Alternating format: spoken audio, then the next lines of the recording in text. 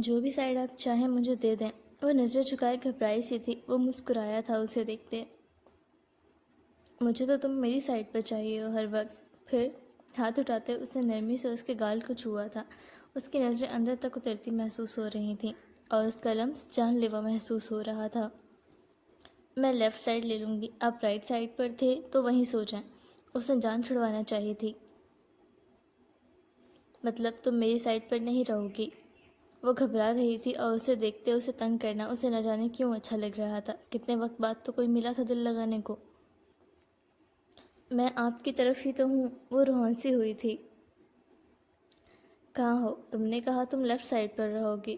ہاں تو وہ تو سونے کا کہا تھا، اب دونوں ایک ہی سائڈ تو نہیں شیئر کر سکتے، ظاہر ہے اپنی اپنی طرف سوئیں گے۔ اس کے جواب پر اس نے لب بھینچے مسکراہٹ ضبط کی تھی۔ ظاہر ہے ایک سائڈ تو نہیں شیئر کر سکتے۔ اوکے تم رائٹ سائڈ پر آ جاؤ۔ اسے چھوڑتے وہ پیچھے کو ہوا تھا۔ مجھے کچھ کام ہے، میں کر کے آتی ہوں۔ کوئی کام نہیں ہے، خاموشی سے آ کر سو جاؤ۔ اس کے نظروں سے غائب ہونے کے بہانے کو وہ سمجھ گیا تھا اور وہ بھی خاموشی سے اپنی طرف آ کر لیٹ گئی تھی۔ دل عجیب لہر پہ دھڑکنے لگا تھا۔ صبح ناشتے کے ٹیبل پر موجود تھے سب۔ آئلہ دیر سے اٹھتی تھی تو اب اینی بھی اس کے پاس جانا یا جگانا چھوڑ چکی تھی، لیکن حیرت تھی کہ وہ آج جلدی اٹھی تھی اور ان کی طرف آتے سب سے پہلے اپنے پاپا سے ملی تھی۔ جبران نے بھی اسے اٹھاتے محبت سے گلے لگاتے پیار کیا تھا۔ اپنی دادوں سے ملنے کے بعد وہ عین الحیات کے سامنے سر جھکائے کھڑی ہوئی تھی۔ کچھ دیر بعد وہ دھیرے سے بولی تھی، سوری مما۔ اس کے لفظوں پر تو وہ چند لمحے تو کچھ سمجھ ہی نہیں سکی تھی۔ اس نے مما کہا، کیا وہ اسے ماں سمجھنے لگی تھی یا پھر وہ بھی شرمندہ تھی کل کی بات پر؟ لیکن جو بھی تھا اسے چھوٹی سی بچی پر بے حد پیار آیا تھا۔ پیاری تو وہ اسے شروع سے ہی لگتی تھی۔ عین الحیات نے مسکرا کر اسے دیکھا تھا، پھر اس جھکے اس کے چہرے کو اٹھایا تھا۔ کوئی بات نہیں، آپ کو سوری بولنے کی ضرورت نہیں، آپ پیاری بچی ہو، سوری کہتے اچھی نہیں لگ رہی۔ اگر آپ مجھ سے دوستی کر لو تو مجھے زیادہ اچھا لگے گا۔ اینی نے اس کی طرف ہاتھ بڑھایا تھا اور وہ بھی مسکرائی تھی، اس سے ہاتھ ملایا تھا۔ Thank you. آئلہ کا گال چومتے اس نے اسے اٹھاتے اپنی برابر والی کرسی پر بٹھایا تھا اور اسے ناشتہ سرو کرنے لگی تھی۔ اینی میرا ٹفن لا دو۔ ناشتے کے بعد وہ اٹھ کھڑا ہوا تھا اور وہ بھی کچن کی طرف بڑھ گئی تھی، جبکہ وہ آئلہ کو پیار کرتے صفیہ بیگم سے سلام کرتے باہر کی طرف بڑھ گیا تھا۔ اس کے ٹفن لانے پر وہ وہاں موجود نہیں تھا، باہر گیا ہے، جاؤ دے آؤ۔ ان کے بتانے پر وہ باہر کی طرف بڑھ گئی تھی اور اس کے انتظار میں وہ مین گیٹ پر ہی کھڑا تھا۔ اسے دیکھتے این نے ٹفن اس کی طرف بڑھایا تھا جسے وہ تھام گیا تھا، لیکن اسے ہی دیکھ رہا تھا۔ خدا حافظ نہیں کہو گی؟ اسے خاموش دیکھ کر اس نے پوچھا تھا اور اس نے فوری اس بات میں سر ہلایا تھا۔ خدا حافظ، اپنا خیال رکھیے گا، نرم سی آواز میں کہتے وہ نیچے دیکھنے لگی تھی۔ ایک تو وہ جب بھی اسے اس طرح سے دیکھتا اس کی طرف دیکھنے کی ہمت نہیں ہوتی تھی۔ اتنا روکھا خدا حافظ، وہ بھی شوہر کو؟ خیریت؟ ہلکے لہجے میں کہتے وہ اس کے قریب ہوا تھا۔ حلق تر کرتے اس نے جبران ناہر کی طرف دیکھا تھا۔ اسے کچھ سمجھ نہیں آیا تھا۔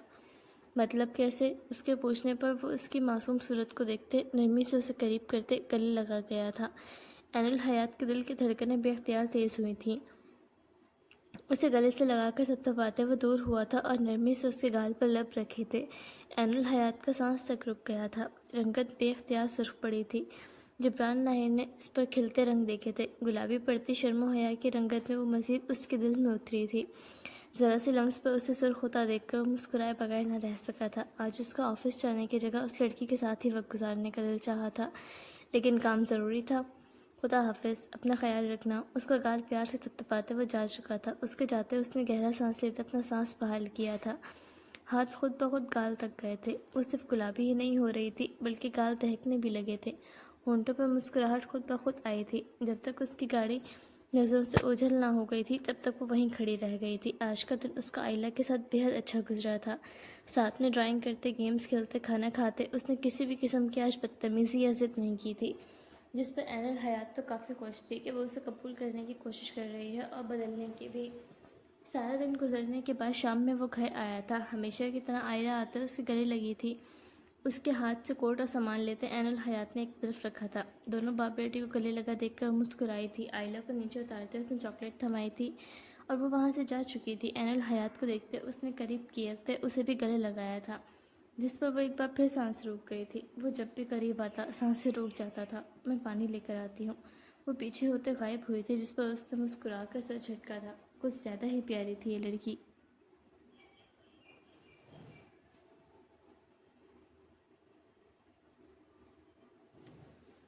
وہ صوفے پر بیٹھ گیا تھا۔ انل حیات نے اسے پانی کا گلاس لاتے تھمایا تھا۔ تم کھانا لگاؤ، میں فریش ہو کر آیا۔ وہ اپنا بیگ اٹھائے اوپر کی طرف بڑھ گیا تھا۔ رات کے وقت وہ تمام کاموں سے فارغ ہو کر آئلہ کو سلا کر کمرے میں آئی تھی۔ وہ بھی جاگتے کام ہی کر رہا تھا۔ اسے دیکھتے ہوئے مسکرایا تھا اور ہاتھ کے اشارے سے اسے اپنے پاس آ کر بیٹھنے کو کہا تھا۔ وہ اس کے قریب جا بیٹھی تھی۔ بیگ سے ایک نیل رنگ کی فائل نکالتے اس نے انل حیات کو تھمائی تھی۔ پہلے تو وہ حیران ہوئی تھی، لیکن فائل کھول کر پڑھتے اس کے ہونٹوں پر مسکراہٹ آئی تھی۔ اس کی خوشی کی کوئی انتہا نہ رہی تھی۔ اس نے بے یقینی سے جبران ناہر کی طرف دیکھا تھا، جو اسے دیکھتے اور اس کے چہرے پر خوشی کو دیکھتے مسکرا رہا تھا۔ یہ سچ ہے؟ وہ بے یقین سی تھی۔ ہاں، تم نے کہا تھا تم پڑھ رہی ہو اور تمہاری پڑھائی چھڑوا دی گئی، تو میرا خیال تھا کہ تمہیں پڑھائی مکمل ہونی چاہیے۔ اتنے سالوں کی تمہاری محنت تو برباد نہ جائے۔ تم ڈگری حاصل کر لو۔ تمہارا لاسٹ ایئر رہتا تھا تو میں نے تمہارا ایڈمیشن کروا دیا لاسٹ ایئر میں۔ وہ عام سے لہجے میں بولا تھا اور انل حیات کا دل چاہتا اس کے گلے جا لگے، لیکن جھجک آڑے آئی تھی۔ آنکھوں میں نمی آئی تھی۔ یہ چیز تو اس نے اسے مانگی بھی نہیں تھی۔ وہ خود اس پر توجہ دے رہا تھا۔ اس سے بڑی نعمت اسے اور کوئی لگی بھی نہیں تھی۔ اس کے نم آنکھیں دیکھتے وہ خود ہی اسے اپنے بازوؤں کے حصار میں لے گیا تھا۔ نرمی سے اس کے بالوں کو چوما تھا۔ Thank you. اس کے سینے پر سر رکھے وہ دھیرے سے بولی تھی۔ اس کی ضرورت نہیں۔ تم جتنا ہمارا خیال کرتی ہو اس کے مقابلے تو یہ کچھ بھی نہیں۔ آپ کو میرے تمام ڈاکومنٹس کہاں سے ملے؟ تمہارے بابا سے لیے ہیں۔ اس کے جواب پر اس نے سر اٹھاتے اس نے جبران ناہر کو دیکھا تھا۔ آپ ملے بابا سے؟ اپنے بابا کو یاد اسے اپنے بابا یاد آئے تھے۔ وہ اب تک اس سے ملنے نہیں آئے تھے اور نہ کال کی تھی۔ اسے ایسا محسوس ہوتا تھا کہ وہ بھی اس سے انتہا کے تنگ تھے اور اسے گلے سے نکال کر وہ سکون میں تھے۔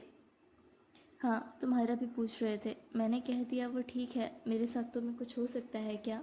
وہ مسکراہٹ کے ساتھ بولا تھا اور وہ بھی مصنوعی مسکرائی تھی، جسے جبران نے محسوس کیا تھا۔ مصروف ہیں وہ کام میں کافی زیادہ۔ کہہ رہے تھے کہ ایک بار کاموں سے فارغ ہو جائیں پھر ملنے آئیں گے وہ تم سے۔ وہ اس کا دل رکھنے کو کہہ گیا تھا، حالانکہ انہوں نے ایسا کچھ نہ کہا تھا۔ وہ میرے لیے ہمیشہ مصروف رہتے ہیں، انہیں کبھی وقت نہیں ملے گا میرے لیے۔ اس کے لہجے میں اداسی آئی تھی۔ کوئی بات نہیں، ہم اس ویکینڈ پر ان سے ملنے چلے جائیں گے اگر ان کے پاس وقت نہیں۔ حمزہ، مدثر سب تمہیں یاد کر رہے ہوں گے۔ اس کا موڈ ٹھیک کرنے کی خاطر وہ بولا تھا۔ وہ کہے نا،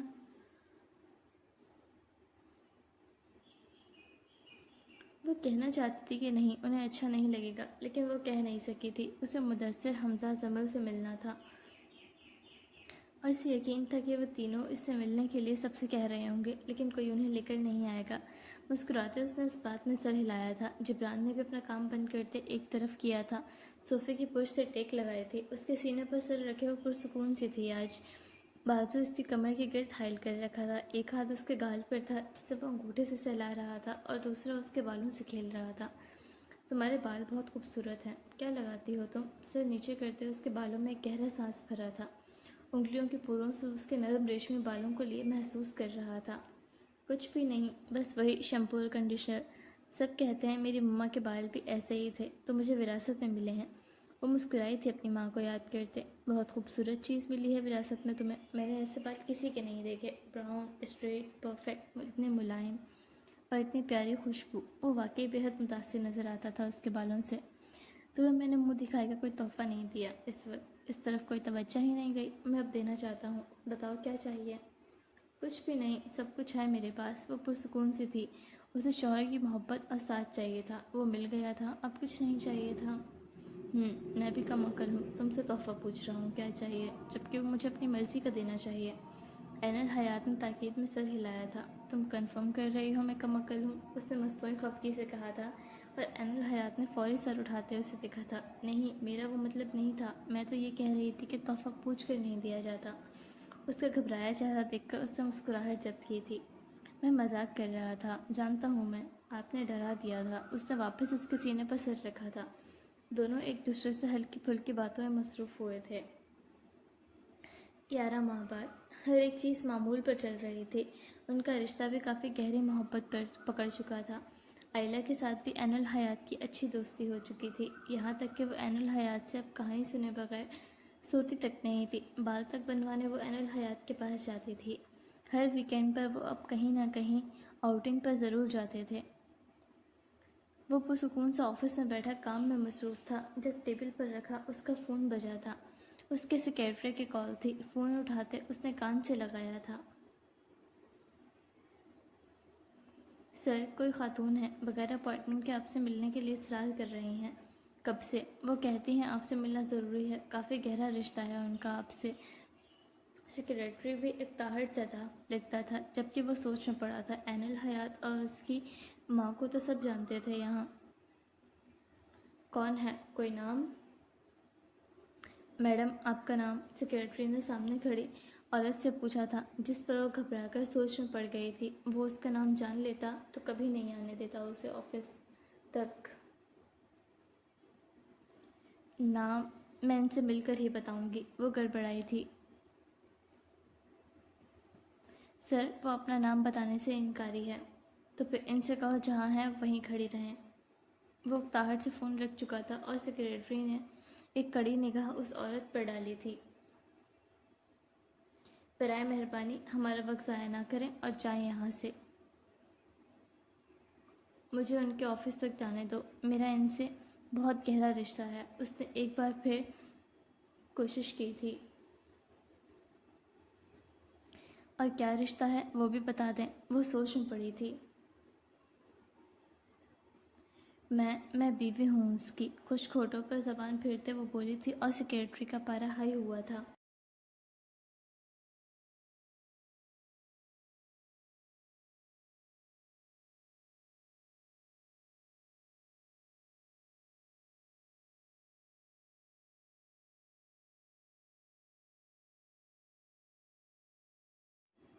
یہ ڈرامے کہیں اور جا کر کریں، سر کی وائف کو ہم جانتے ہیں، وہ اکثر آتی رہتی ہیں۔ وہ اس کھنگرالے بالوں والی خاتون سے اکتانے لگا تھا، جبکہ وہ تھوڑا حیران ہوئی تھی کہ جبران ناہر دوبارہ شادی کر چکا ہے، ورنہ جس قسم کا دھوکہ اس نے دیا تھا اس حساب سے تو وہ ساری زندگی شادی نہ کرتا۔ اس کی بھی مجبوری تھی جبران ناہر سے اس وقت ملنا۔ ٹھیک ہے، تم نہ مانو، میں خود ہی چلی جاؤں گی۔ وہ اسے ہٹاتے زبردستی اس کے آفس کی طرف بڑھ گئی تھی، جبکہ وہ بھی اس کے پیچھے بھاگا تھا، لیکن وہ اس کے آفس کا دروازہ کھول چکی تھی۔ کام میں اٹے جبران ناہر نے ناگواری سے دروازے کی طرف دیکھا تھا، لیکن وہاں مہنور کو کھڑے دیکھ کر وہ ایک پل کے لیے حیران ہوا تھا، لیکن دوسرے ہی لمحے ناگواری آئی تھی۔ وہ اس کی اجازت کے بغیر آفس میں داخل ہوئی تھی۔ سوری سر، میں انکار کر کر کے بھی تھک گیا تھا، لیکن یہ زبردستی آ گئیں۔ وہ معذرت خواہ ہوا تھا۔ تمہیں اس لیے رکھا ہوا ہے کہ تم سے ایک عورت نہ سنبھالی جائے، جو چاہے منہ اٹھا کر آفس میں داخل ہو جائے۔ وہ برہم ہوا تھا۔ جو عورت سامنے کھڑی تھی اسے اس سے دل کی آخری تہہ تک نفرت تھی۔ جبران پلیز، مجھے تم سے بہت ضروری بات کرنی ہے، بہت مشکلوں سے تم تک پہنچی ہوں میں بہت مشکل میں ہوں، وہ منت بھرے لہجے میں بولی تھی۔ مجھے کوئی دلچسپی نہیں کسی میں بھی، برائے مہربانی دفع ہو جاؤ یہاں سے، غصے سے کہتے وہ اپنی جگہ سے اٹھ کھڑا ہوا تھا اور اس طرف آیا تھا۔ تم ایسا نہیں کہہ سکتے مجھے، تمہاری بیٹی کی ماں ہوں میں، وہ غصے سے بولی تھی اور جبران نے مٹھیاں بھینچے اپنا غصہ ضبط کیا تھا۔ تم جاؤ یہاں سے، اس نے سیکریٹری سے کہا تھا۔ پرسنل معاملات میں وہ کسی کی موجودگی نہیں چاہتا تھا اور وہ دروازہ بند کرتے مڑ گیا تھا۔ ہاں، تو کون سی بیٹی کہہ رہی ہو تم، جسے تم پیدائش کے چند دن بعد ہی چھوڑ گئی تھی، اور تمہیں اتنے عرصے بعد وہ بچی یاد آ کیسے گئی جس کے ساتھ تم شوق سے چھوڑ گئی تھی اسے؟ وہ کہاں ہے جو تمہیں یاد آ گئی؟ مٹھیاں بھینچے وہ ضبط کی انتہا پر بول رہا تھا، رگیں تن رہی تھیں اس کے منہ سے اپنی بیٹی کا ذکر سنتے۔ جبران پلیز، مجھ سے بہت بڑی غلطی ہو گئی، مجھے اسے پہچاننے میں غلطی ہو گئی، میں اتنے ماہ بے حد تکلیف میں رہی ہوں، بہت مشکلوں میں نے اس سے طلاق لی ہے، وہ میری ساری جائیداد بھی لے گیا، مجھے اب اپنی غلطی کا احساس ہوا ہے۔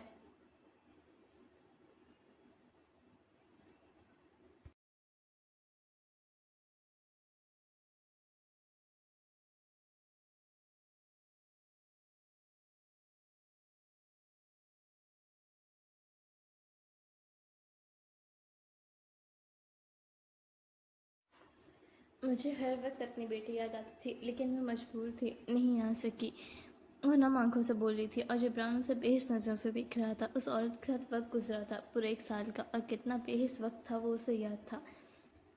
وہ اس کی بیوی رہ چکی تھی، جہاں تعلق صرف ایک شخص نبھا رہا تھا جہاں اسے کبھی بیوی کے ہونے کا احساس نہیں ملا تھا، وہی بیٹی جس کے اس دنیا میں آنے سے پہلے اس نے مارنے کا سوچا تھا، لیکن چند شرائط اور بھاری رقم پر وہ اسے جنم دینے پر مانی تھی۔ آج اسے اس کی بیٹی یاد آ رہی تھی جسے پیدائش کے بعد اس نے گود میں بھی نہیں لیا تھا اور ایک ہفتے بعد ہی طلاق کا مطالبہ کر دیا تھا، جو اس کے نکاح میں رہتے کسی اور کے ساتھ تعلقات میں تھی۔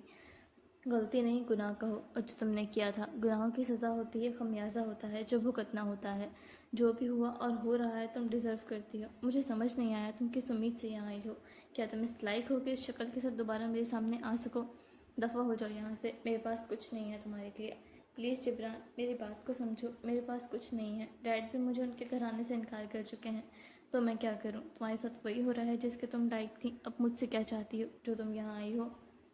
میں تمہارے پاس واپس آنا چاہتی ہوں، مجھ سے دوبارہ نکاح کر لو، مجھے اپنی بیٹی تمہارے ساتھ رہنا ہے۔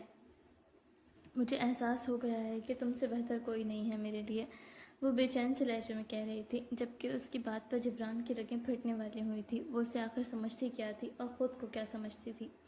تم آخر خود کو سمجھتی کیا ہو؟ کیا چیز ہو تم؟ کوئی بہت اعلیٰ کہیں کی شہزادی کہ لوگ بیٹھے رہیں گے، مرتے رہیں گے تمہارے لیے، تمہارے حکم کے مطابق چلیں گے؟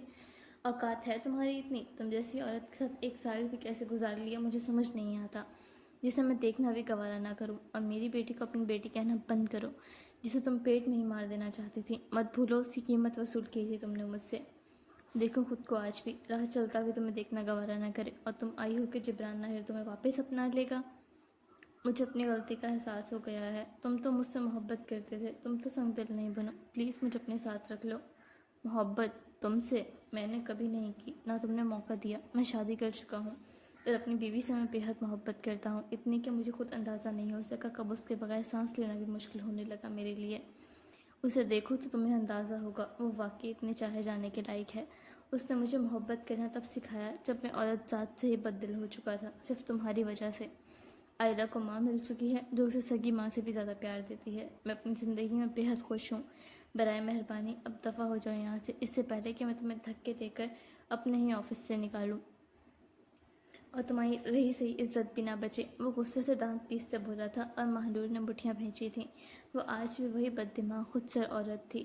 تم ایسا نہیں کر سکتے، تم جھوٹ کہہ رہے ہو، تم مجھ سے صرف محبت کرتے تھے۔ وہ پاگل ہونے کے در پہ تھی اس کے انکشافات کو سنتے۔ دوسری طرف اینل حیات نے جبران ناہر کی کمپنی میں قدم رکھا تھا۔ ریسیپشنسٹ کو سلام کرتے وہ اندر کی طرف بڑھ گئی تھی۔ یونیورسٹی سے واپسی پر جبران ناہر کا آفس راستے میں ہی پڑتا تھا۔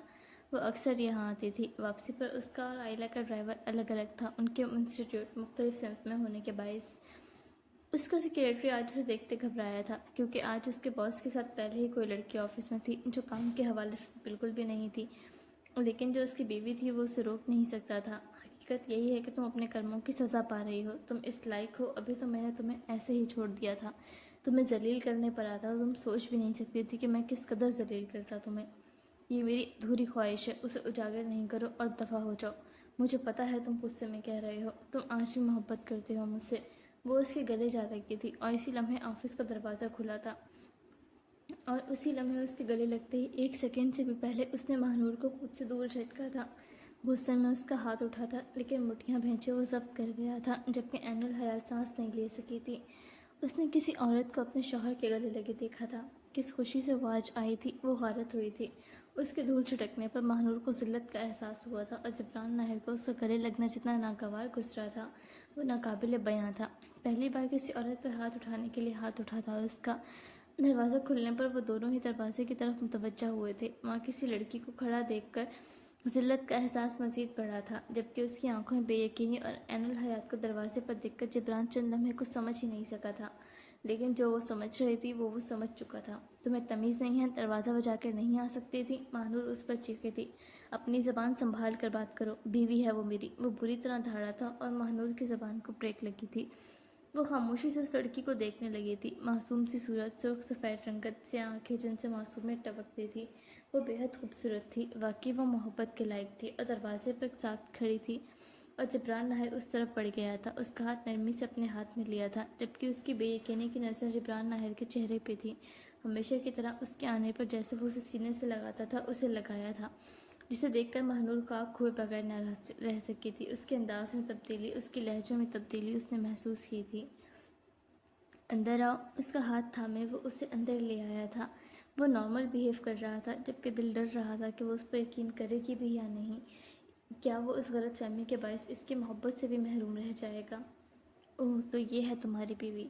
اس کے انداز میں تنفر تھا۔ عین الحیات نے اس عورت کے چہرے کی طرف بغور دیکھا تھا۔ 30-35 کی عورت تھی وہ، لیکن اس کے گھنگھرالے بالوں سے جو اسے اندازہ ہوا تھا، عین الحیات کو اس سے خوف محسوس ہوا تھا۔ مجھے تو تم نہیں جانتی ہوگی، میں تعارف کروا دیتی ہوں اپنا، جبران کی پہلی بیوی اور آئلہ کی ماں۔ میری جگہ جس پر تم قبضہ کر کے بیٹھی ہو، جسے میں بہت جلد واپس لے لوں گی۔ اسے بے حد جلن محسوس ہوئی تھی۔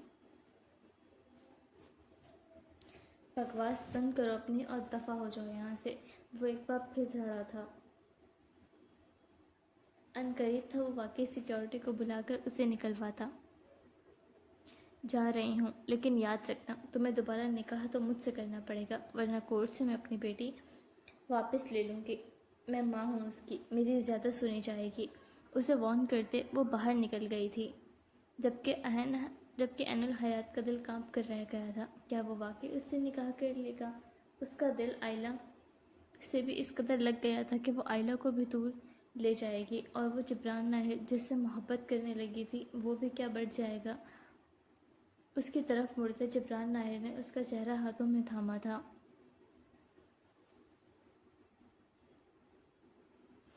کیا ہوا؟ اتنی خاموش کیوں ہوں؟ اس کے پوچھنے پر وہ خاموشی سے اس کی آنکھوں میں دیکھنے لگی تھی، اسے یقیناً جو کچھ بھی یہاں ہوا اس کا جواب چاہیے تھا۔ اس کی آنکھوں میں خوف بے یقینی دیکھتے وہ ایک گہرا سانس بھر کر رہ گیا تھا۔ بیٹھو یہاں، اس نے اسے صوفے پر بٹھایا تھا اور اس کے سامنے فرش پر گھٹنوں کے بل اس کے دونوں ہاتھوں کو اپنے ہاتھوں میں تھامے وہ بیٹھ گیا تھا۔ مجھ پر بھروسہ کرتی ہو؟ اسے نرمی سے پوچھا تھا، لیکن وہ کوئی بھی جواب دیے بغیر خاموشی سے اس کی آنکھوں میں دیکھ رہی تھی۔ اس کے چہرے پر موجود تکلیف اس سے چھپی نہ تھی۔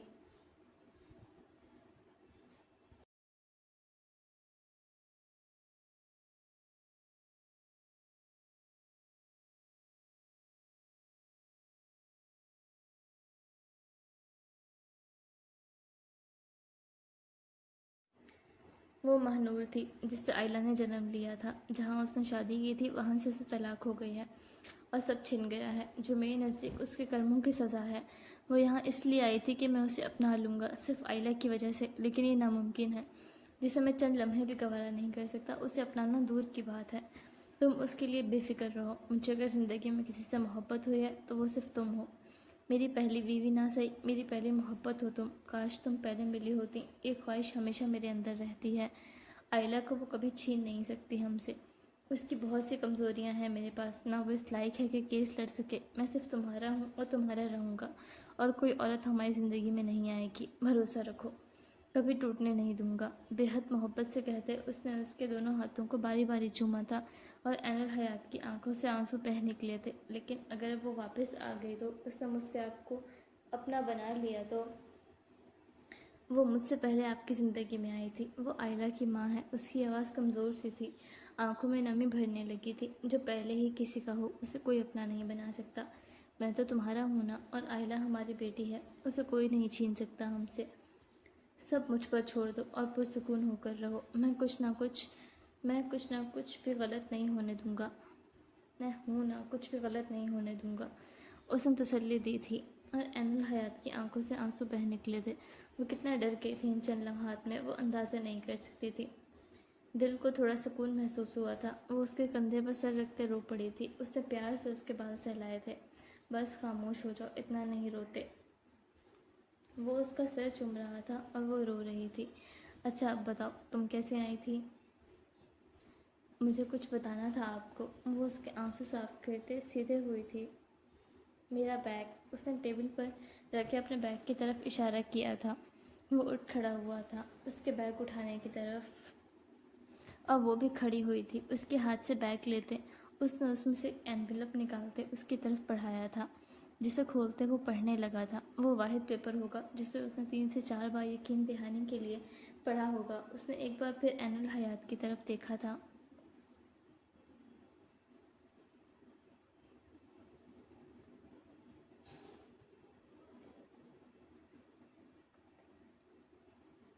کیا یہ سچ ہے؟ تو آپ کو لگتا ہے میں جھوٹ دکھاؤں گی آپ کو؟ وہ پہلے ہی پریشان تھی اس کے اس بے تکے سوال پر۔ وہ خفا ہوئی تھی۔ وہ مسکرایا تھا، پھر سر جھٹکا تھا۔ نہیں، میرا وہ مطلب نہیں تھا۔ اسے قریب کرتے خود سے لگاتے اس نے عین الحیات کا چہرہ اپنے ہاتھوں میں تھاما تھا، جو رونے کے باعث سرخ نظروں سے اسے دیکھ رہی تھی۔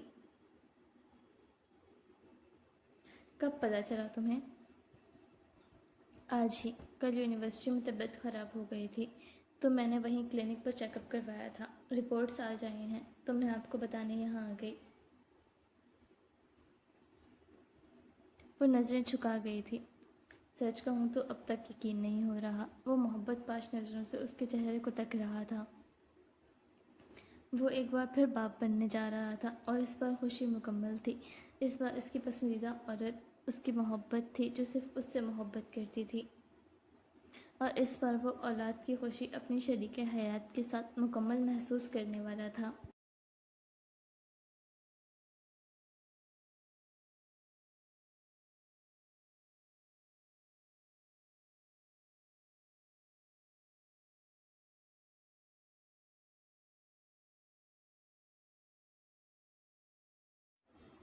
مبارک ہو، ماں بننے والی ہو تم۔ جھکتے ہوئے محبت سے اس کا ماتھا چوم گیا تھا۔ عین الحیات کے گال سرخ پڑے تھے اور آنکھ کو بھی۔ اس نے دھیمی سے سرگوشی کی تھی اور اس کے سینے میں سر چھپا گئی تھی۔ اسے سینے سے لگائے وہ شکر گزار تھا۔ کچھ منگواؤں کھانے کے لیے تمہارے؟ بیٹھو یہاں، بھوک لگی ہوگی تمہیں۔ اس نے نفی میں سر ہلایا تھا۔ آئلہ گھر آ گئی ہوگی، میں گھر جاتی ہوں، ڈرائیور باہر کھڑا ہے۔ نہیں، ضرورت نہیں، تم یہاں ابھی آرام کرو، شام میں ڈاکٹر سے ہوتے ہوئے گھر چلیں گے۔ اس کے سر کے نیچے کشن رکھتے وہ اسے وہیں صوفے پر لٹا گیا تھا اور خود اس کے پاس بیٹھا تھا۔ ذہن اس کا بھی کئی پریشانیوں میں الجھا تھا۔ وہ اس بار کوئی مشکل پریشانی نہیں چاہتا تھا۔ اسے آج ہی خوشخبری ملی تھی اور آج ہی وہ اس کے زندگی میں عذاب کی طرح دوبارہ نازل ہو گئی تھی۔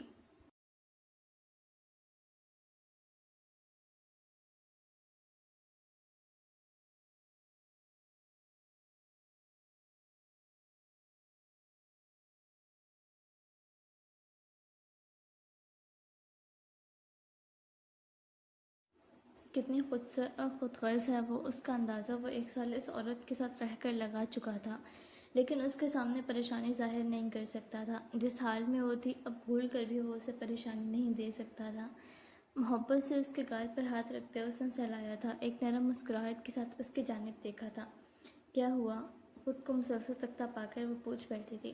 کچھ نہیں، دیکھ رہا ہوں پہلے سے زیادہ خوبصورت لگ رہی ہو، جب سے زندگی میں آئی ہو سکون دیا ہے تم نے، اور اب اتنی بڑی خوشی بھی۔ شکریہ۔ وہ جھکتے اس کے ماتھے کو ایک بار پھر چوم گیا تھا اور وہ مسکرائی تھی۔ اتنی محبت کرنے والا شوہر ملا تھا اور وہ تھی کہ خواہ گھبرا رہی تھی۔ اس کے جھکنے پر وہ اس کے گردن میں بازو حائل کر گئی تھی۔ اگلے دن وہ اپنے وکیل سے بات کر کے اسے پچھلے وہ تمام ثبوت اور معاہدے جو طلاق کے وقت طے پائے گئے تھے اور دوبارہ آئلہ کی واپسی کے مطالبے کی بات پر وہ اس پر کیس کر چکا تھا۔ اس کے پاس ہر ایک ثبوت موجود تھا، ہر اس رقم کا ریٹن پرمٹ بھی جو اس نے آئلہ کے بدلے دی تھی، کیونکہ مستقبل میں بھی وہ اپنی بیٹی کی حفاظت چاہتا تھا اور اس دنیا میں آنے والی اس کی اولاد اور عین الحیات کی حفاظت بھی۔ وہ اس عورت کو اس کی فیملی اور خوشیوں کو نقصان پہنچانے کا ایک موقع بھی نہیں دے سکتا تھا۔ عدالت سے ملنے والے اچانک نوٹس پر مہنور حواس باختہ ہوئی تھی۔ اسے اندازہ بھی نہیں تھا وہ اتنی جلدی اس پر کیس کر سکتا ہے۔ وہ بھی اس حالت میں نہ تھی، نہ تو کوئی جاب، نہ پیسہ، نہ کوئی سہارا۔ اس حالت میں وکیل ہائر کر کے وہ کیس نہیں لڑ سکتی تھی۔ اسے مجبوری میں عدالت میں حاضر ہو کر معافی مانگنا پڑی تھی اور آئندہ اس کی فیملی سے دور رہنے کی یقین دہانی کروانی پڑی تھی۔ کسی بھی نقصان کی صورت میں وہ ذمہ دار تھی، اور اس کے بعد مہنور کی ہمت نہ ہو سکی تھی کہ وہ دوبارہ اس کے آس پاس بھی بھٹکتی۔ پہلے لگنے والا جرمانہ بھی اس نے بامشکل معاف کروایا تھا۔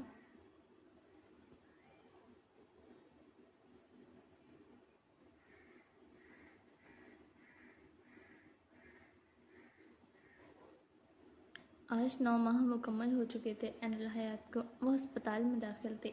ان کے یہاں ایک ننھے سے خوبصورت بچے کی پیدائش ہوئی تھی۔ بچہ بیبی کاٹ میں تھا جس کے آس پاس سب موجود تھے۔ آئلہ بڑے غور سے اپنے چھوٹے سے بھائی کو دیکھ رہی تھی۔ آج عین الحیات کے بھائی، ماں باپ تینوں موجود تھے، جبکہ جبران ناہر بیڈ کے پاس عین الحیات کے پاس اس کا ہاتھ تھامے بیٹھا تھا۔ وہ ہوش میں نہیں تھی سیزیرین کے باعث، لیکن جلد ہوش میں آنے والی تھی۔ وہ اپنے بیٹے سے مل چکا تھا۔ صفیہ بیگم نے بچے کو اپنی گود میں لیا تھا اور جبران کی طرف بڑھ گئی تھی۔ عین الحیات کے بھائیوں نے فون اٹھایا ہوا تھا اور انہی کی فرمائش پر انہوں نے عین الحیات کا بازو سیدھا کرتے آسمانی رنگ کے کمبل میں لپٹا بچہ اس کی آغوش میں ڈالا تھا۔ یہ کیا کہہ رہی ہیں مما؟ وہ بھی ہوش میں نہیں ہے۔ جانتی ہوں، بچوں کی خواہش ہے کہ عین الحیات کے ساتھ اس کی تصاویر بنانے کی۔ اب تم بھی اٹھ جاؤ۔ اس نے اپنی چھوٹی چھوٹی عمر کی سالوں کی طرف دیکھا تھا۔ وہ تینوں ہی اسے دیکھ رہے تھے۔ اس وقت تصاویر بنانے کا مقصد؟ جب وہ ہوش میں آئے گی تب بنانا؟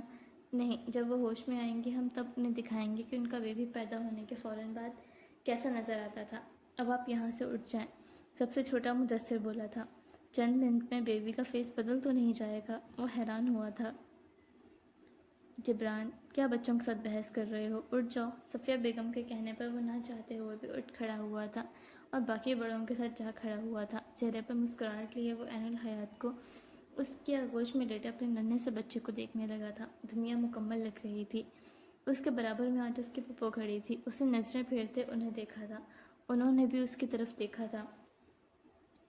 شکریہ آپ کا، وہ دھیرے سے بولا تھا۔ کافی عرصے میں پہلی بار وہ اپنی پھپھو سے مخاطب ہوا تھا اور وہ مسکرائی تھی۔ وہ جانتی تھی کہ یہ کس لیے تھا، اور وہ اس لڑکی سے نفرت میں اس کی شادی ایک بیٹی کے باپ اور سخت مزاج انسان سے کروانے کے لیے جتن نہ کرتی تو آج جبران ناہر کی زندگی میں عین الحیات نہ ہوتی۔ بچے تصاویر بنا چکے تھے۔ اس ننھے شہزادے کو بھی اٹھا لیا گیا تھا۔ ایک بار پھر وہ اس کے پاس بیٹھا تھا۔ سب جا چکے تھے اپنے گھر، لیکن آئلہ رک گئی تھی۔ وہ وہیں کمرے کے صوفے پر سو چکی تھی۔ اسے اپنے بھائی کو چھوڑ کر نہیں جانا تھا۔ کچھ وقت بعد عین الحیات کو ہوش آنے لگا تھا۔ آنکھیں کھولتے ہی وہ درد سے کرائی تھی اور وہ فوری الرٹ ہوا تھا۔ کیا ہوا؟ ڈاکٹر کو بلاؤں؟ اس کی پیشانی پر ہاتھ رکھتے وہ پریشان سا ہوا تھا، جبکہ جبران کو اپنے پاس دیکھتے وہ اپنا تمام درد بھول گئی تھی۔ مسکراتے سر نفی میں ہلا تھا۔ ٹھیک ہو تم؟ ہاں ٹھیک ہوں۔ ہمارا بیبی؟ اسے پہلا خیال اپنے بیٹے کا آیا تھا۔ ٹھیک ہے، سو رہا ہے۔ اس نے بیبی کاٹ کی طرف اشارہ کیا تھا۔ مجھے دیکھنا ہے اسے۔ اس نے اٹھنے کی کوشش کی تھی لیکن درد سے کرا کر رہ گئی تھی۔ میں لا دیتا ہوں۔ وہ اٹھتے بیبی کاٹ کی طرف گیا تھا اور ننھا سا شہزادہ لا کر اس کے پاس سلایا تھا۔ وہ گردن موڑے اسے دیکھنے لگی تھی۔ یہ کتنا پیارا ہے۔ ہاں بالکل تمہاری طرح، وہ اس کی تاکید میں بولا تھا اور وہ مسکرا اٹھی تھی۔ آئلہ کہاں ہے؟ اب اسے اس کی فکر ہوئی تھی۔ اس کے آپریشن تھیٹر میں جانے سے پہلے وہ رو رہی تھی۔ اسے یاد آیا تھا وہ وہیں سو رہی ہے، تمہیں اور اپنے بھائی کو چھوڑ کر گھر جانے پر راضی نہیں تھی۔ اس نے صوفے کی طرف اشارہ کیا تھا اور عین الحیات اسے دیکھتے مسکرائی تھی۔ وہ اس کے لیے آج بھی پہلی اولاد کی طرح تھی۔ پریگنینسی میں وہ جس طرح اس سے چمٹی رہتی تھی اسے یاد تھا، اور اس کے آخری وقت میں تکلیف میں ہونے اور آپریشن کا سن کر وہ جس طرح رو رہی تھی اسے بے انتہا پیار آیا تھا اس چھوٹی سی سرخ و سفید بچی پر۔ تھینک یو، وہ اس کا ہاتھ تھامے بولا تھا، جھکتے محبت سے اس کا ماتھا چوما تھا۔ ہماری فیملی کمپلیٹ ہو گئی، اس نے مسکرا کر جبران کی طرف دیکھتے کہا تھا، اور جبران نے اس بات میں سر ہلایا تھا۔ ایک بیٹا، ایک بیٹی اور ایک چھوٹی بچی، تینوں مل گئے مجھے۔ میری فیملی تو کمپلیٹ ہونی ہی تھی، اور شکریہ کمپلیٹ کرنے کے لیے۔ اسے محبت پاش نگاہوں سے دیکھ رہا تھا، جبکہ عین الحیات نے آنکھیں چھوٹی کرتے اسے دیکھا تھا۔ وہ جانتی تھی کہ وہ چھوٹی بچی کسے کہہ رہا ہے۔ ویسے غلط نہیں تھا وہ۔ پریگنینسی میں جس قدر ہر چھوٹی چیز کے لیے رو کر ضد کر کے آدھی آدھی رات تک اس نے اسے پریشان کیا تھا، اس حساب سے وہ جائز ہی تھا۔ ایسے مت دیکھو، اگر میں غلط ہوں تو تم بتا سکتی ہو مجھے۔ اب آپ مجھے تنگ کریں گے؟ وہ معصومیت سے بولی تھی۔ میری اتنی مجال؟ وہ مسکرائی تھی۔ اب سب مکمل اور اچھا تھا۔